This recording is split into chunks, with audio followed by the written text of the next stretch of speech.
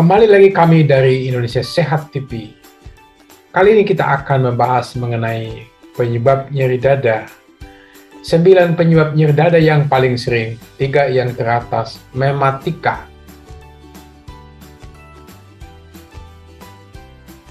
Nyeri dada sangat mengganggu kita karena selain membuat kita mengalami kesakitan, juga sangat berbahaya bahkan bisa menyebabkan kematian mendadak. Namun sesungguhnya tidak semua nyeri dada berbahaya, karena bisa juga disebabkan adanya gangguan organ-organ lain di sekitar jantung kita. Di sekitar jantung kita ada paru-paru, ada ada hati, ada empedu, dan yang membungkusnya ada otot-otot dan juga tulang di bagian yang paling luar. Yang pertama adalah serangan jantung. Serangan jantung merupakan penyebab kematian yang paling banyak di dunia, baik pada negara maju maupun negara berkembang, karena bisa menyebabkan kematian mendadak di rumah, di jalan, maupun di rumah sakit. Biasanya terjadi pada laki-laki di atas 30 tahun dan wanita di atas 50 tahun setelah menopause. Dan juga biasanya terjadi pada mereka yang memiliki faktor risiko seperti diabetes, hipertensi, kolesterol tinggi, perokok, adanya faktor keturunan di mana orang tuanya kena serangan jantung pada usia muda. Gejalanya adalah nyeri dada di bagian tengah dan biasanya tidak bisa diidentifikasi, tidak bisa ditunjuk dengan jari karena nyeri dadanya di semua bagian dada, seperti ditekan benda berat, seperti terbakar, seperti dicengkeram, bisa tembus ke belakang dada, menjalar ke leher, leher seperti dicekik, dan bisa juga menjalar ke lengan kiri, juga bisa disertai mual, muntah, dan keringat dingin. Awalnya cuma sebentar, 5 menit, 10 menit, dan hilang dengan istirahat atau dengan obat-obatan nitrat atau nitrogliserin bila ditaruh di bawah lidah. Namun lama-kelamaan nyeri bisa bertambah lama di atas 20 menit, 1 jam, dan tidak hilang lagi dengan istirahat atau dengan obat-obatan. Yang kedua, diseksi aorta. Diseksi aorta adalah kondisi serius berupa robeknya lapisan dalam pembuluh darah aorta. Hal ini membuat darah bisa mengalir ke dalam robekan dan membentuk bendungan darah yang memisahkan lapisan dalam dan lapisan tengah dinding aorta. Diseksi aorta adalah kondisi yang wajib diwaspadai, terutama pada orang yang lanjut usia, umur 60-70 tahun, yang memiliki riwayat darah tinggi. Bila tidak ditangani dengan cepat, kondisi ini bisa memicu sejumlah komplikasi yang berbahaya dan menyebabkan meninggal mendadak. Aorta sendiri adalah pembuluh darah, arteri besar berdinding tebal yang mengalirkan darah dari jantung ke seluruh tubuh. Jadi aliran darah yang melewati aorta sangatlah cepat. Jika terjadi diseksi, dinding yang menahan aliran darah ini menjadi semakin tipis dan rentan pecah. Gejala diseksi aorta sering sulit dikenali karena mirip sekali dengan gangguan jantung atau serangan jantung. Pada banyak kasus umumnya gejala dimulai dengan nyeri dada yang parah secara tiba-tiba, lalu disertai dengan gejala lain berupa sesak napas, kesulitan berbicara, merasa gelisah atau linglung, keringat dingin, hilang kesadaran, denyut nadi lebih lemah pada satu sisi tangan, dan kelemahan anggota badan satu sisi tubuh seperti pada stroke. Selain karena hipertensi dan pengaruh usia, ada beberapa kondisi lain yang bisa meningkatkan risiko seseorang terkena diseksi aorta, antara lain merokok, diabetes, kehamilan, kolesterol tinggi, cedera di bagian dada, penyempitan aorta, penyalahgunaan obat-obat terlarang, dan sindroma Marfan atau gangguan pada jaringan ikat. Yang ketiga, emboli paru. Emboli paru adalah penyumbatan pada pembuluh darah di paru-paru. Penyumbatan biasanya disebabkan oleh gumpalan darah yang awalnya terbentuk di bagian tubuh lain, terutama kaki. Pada umumnya, gumpalan darah yang terbentuk dan menyebabkan emboli paru berjumlah lebih dari satu. Gumpalan darah ini akan menyumbat pembuluh darah dan menghambat aliran darah ke jaringan di paru-paru sehingga menyebabkan kematian jaringan paru-paru dan bisa menyebabkan meninggal mendadak, apalagi menyumbat di banyak pembuluh darah paru. Gejala emboli paru bisa berbeda-beda pada setiap orang tergantung pada luasnya bagian paru yang terkena, ukuran gumpalan darah, serta kondisi jantung dan paru-paru. Beberapa gejala dan tanda yang umumnya muncul akibat emboli paru adalah sesak napas yang muncul secara tiba-tiba, nyeri dada yang bisa menjalar ke rahang, leher, bahu, dan lengan, atau nyeri dada yang memberat saat menarik napas atau disebut dengan nyeri pleuriti, batuk berdahak atau berdarah, pusing atau pingsan, sakit yang bisa disertai pembengkakan di kaki khususnya betis, karena penyebab emboli paru kebanyakan adalah trombosis vena dalam atau bekuan darah di vena bagian dalam yang kebanyakan terjadi di betis sampai ke paha.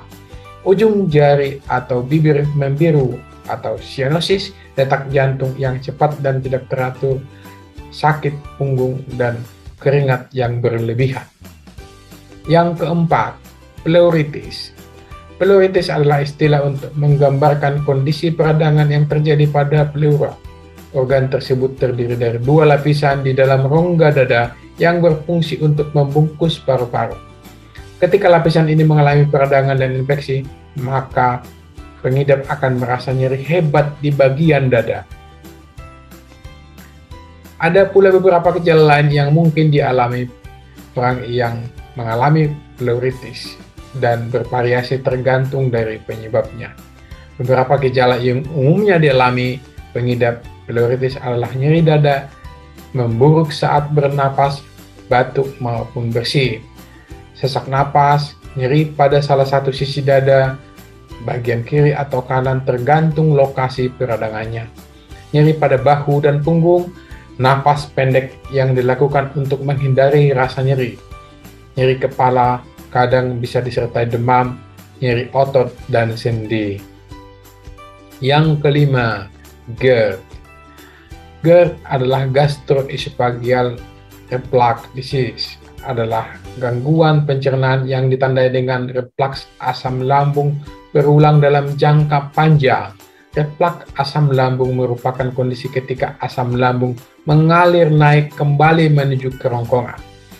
Asam lambung yang naik dapat mengikis dan menyebabkan iritasi pada bagian dalam kerongkongan. Akibatnya timbullah sensasi nyeri ulu hati yang terasa panas seperti terbakar juga pada tenggorokan, serta rasa asam pada mulut. Tanda dan gejala GERD. Tanda utama dari penyakit GERD yaitu saat asam lambung yang seharusnya tetap berada di dasar lambung dan justru naik kembali ke atas. Ini terjadi akibat terbukanya otot-otot pembatas antara lambung dan kerongkongan. Kebocoran asam menimbulkan sensasi terbakar pada ulu hati dan dada yang bisa menjalar ke perut dan punggung. Hal ini biasanya bisa semakin memburuk ketika selesai makan, sedang berbaring, atau membungkuk. Secara garis besar gejala GERD yaitu merasa seperti ada makanan yang tersangkut di dalam kerongkongan, sulit menelan serta cegukan, mengalami sensasi panas seolah terbakar di dada yang bisa menyebar sampai ke leher, sakit atau nyeri pada ulu hati, timbul rasa asam atau pahit di mulut. Ada cairan atau makanan yang naik dari dalam perut ke bagian mulut.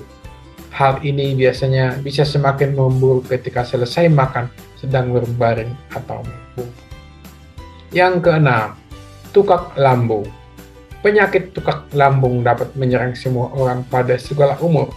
Meski begitu, pria usia di atas 60 tahun memiliki risiko yang lebih tinggi untuk mengalami tukak lambung. Gejala utama yang akan dirasakan ketika mengalami tukak lambung adalah nyeri atau free pada perut. Kasus sakit tersebut muncul karena terjadinya iritasi akibat asam lambung yang membasahi luka. Nyeri ini biasanya juga ditandai dengan berupa gejala lain, seperti rasa nyeri yang menyebar ke leher, pusar, dan hingga punggung. Muncul pada malam hari, terasa makin parah saat perut kosong.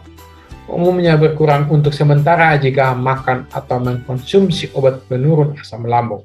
Namun, hilang lalu kambuh beberapa hari atau beberapa minggu kemudian.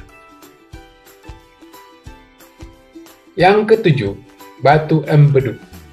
Penyakit batu empedu atau kolelithiasis adalah kondisi yang ditandai dengan sakit perut mendadak akibat terbentuknya batu di dalam kantung empedu. Penyakit batu empedu juga bisa terjadi di saluran empedu sendiri. Kantung empedu adalah organ berukuran kecil yang terletak di bawah organ hati. Organ ini mampu memproduksi dan menyimpan cairan empedu yang berperan penting dalam proses pencernaan, termasuk mencerna kolesterol yang terkandung di dalam makanan yang dikonsumsi. Sebagian besar batu empedu berasal dari endapan kolesterol yang akhirnya mengeras dan membentuk batu. Gejala utama batu empedu adalah nyeri secara mendadak di bagian kanan atas atau tengah perut. Sakit perut juga dapat disertai dengan gejala lain seperti mual, muntah, berkeringat dingin, hilang nafsu makan, sakit mah, dan diare. Kadang-kadang juga sering sulit untuk kita bedakan dengan sakit jantung atau serangan jantung. Kadang disertai dengan demam, menggigil, mata dan kulit berwarna kuning, atau sakit perut dan berlangsung lama 8-10 jam. Yang kedelapan, nyeri otot atau spasme otot. Nyeri otot atau spasme otot bisa menyebabkan nyeri dada, namun nyeri dadanya biasanya terlokalisir. Bisa ditunjuk dengan jari, tidak bertambah kalau melakukan aktivitas. Biasanya disebabkan karena salah gerak, karena membawa beban yang berat, tapi bisa juga karena stres, terlalu banyak berpikir. Kondisi ini tidaklah berbahaya dan bisa membaik dengan obat-obatan pelemas otot atau dengan fisioterapi. Yang kesembilan, trauma tulang dada. Trauma tulang dada tentu dapat menyebabkan nyeri dada. Yang satu ini memang penyebabnya jelas karena trauma. Kalau traumanya ringan biasanya akan hilang dengan sendirinya. Namun bila traumanya berat, maka bisa mempengaruhi organ-organ di dalam seperti paru-paru, aorta, dan jantung. Bila berat, harus ke rumah sakit untuk segera dilakukan pemeriksaan lanjutan seperti ronsen atau CT scan dada. Itulah penyebab nyeri dada, dan yang tiga teratas tadi sangat berbahaya, bisa menyebabkan mati mendadak. Sekian dari kami, Indonesia Sehat TV. Semoga kita semakin sehat untuk seterusnya. Salam sehat.